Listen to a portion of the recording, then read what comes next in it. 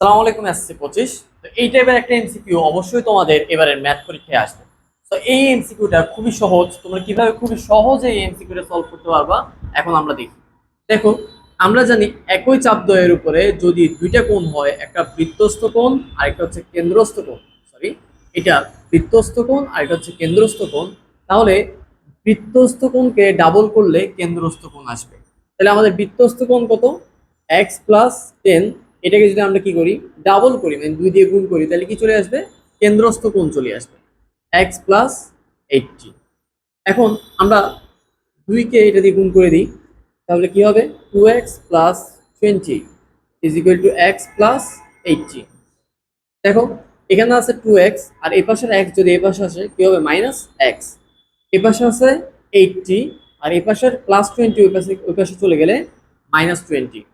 2x থেকে x গেলে থাকে x ইজ ইকুয়াল টু 80 থেকে 20 গেলে থাকে হচ্ছে 60। তাহলে আমরা পেয়ে গেছি x এর মান কত? 60।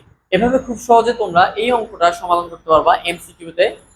এখান থেকে মিনিমাম 2 নম্বরের কোশ্চেন তোমরা কমন পাবে ইনশাআল্লাহ।